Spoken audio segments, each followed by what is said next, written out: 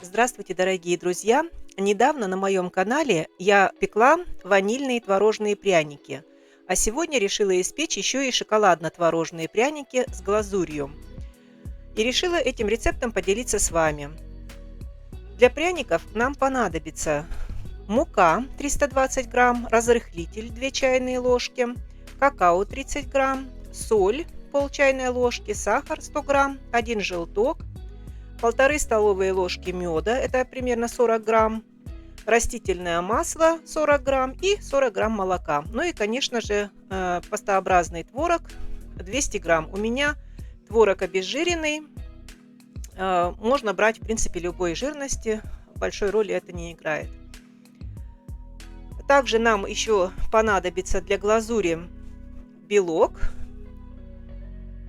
и 100 грамм сахарной пудры.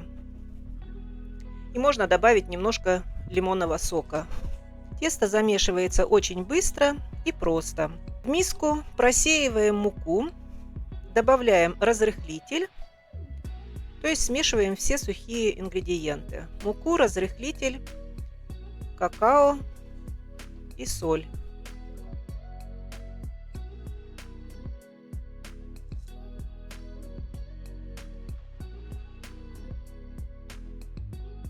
И также весь сахар. И все это венчиком просто перемешиваем. И в середину нашей сухой смеси добавляем все жидкие ингредиенты. То есть творог, молоко, растительное масло, 1 желток, мед. И также лопаткой просто замешиваем тесто. Перемешиваем сначала лопаткой, затем выкладываем на рабочую поверхность и замешиваем тесто. Так быстро готовится наше тесто. Все нужно собрать в один комок.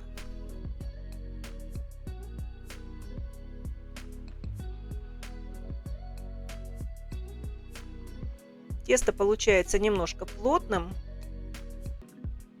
но после того, как оно полежит, оно станет более мягкое. Тесто нужно оставить отдохнуть примерно на полчаса, накрыв любой миской. В это время мы уже можем разогревать духовку до 180 градусов.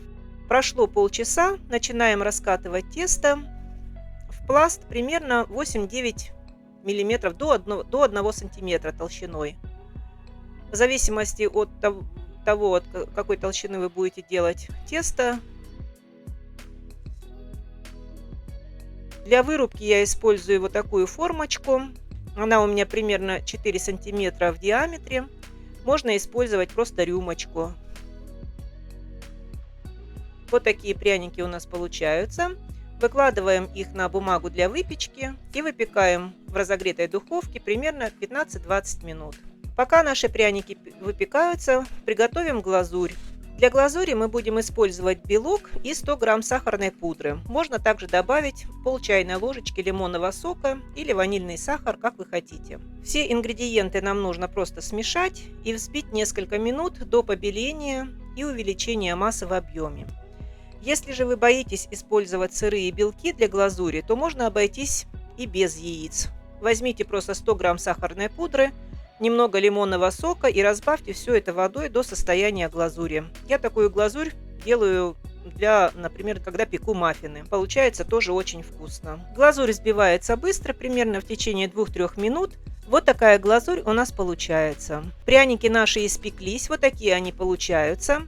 Несколько штук я сделала, то есть тесто можно не раскатывать, а просто отрывать по кусочку и скатывать в шарики, примерно с грецкий орех. Несколько штук я тут таких сделала. Тогда пряники получаются более круглые. Делайте, как вам больше нравится.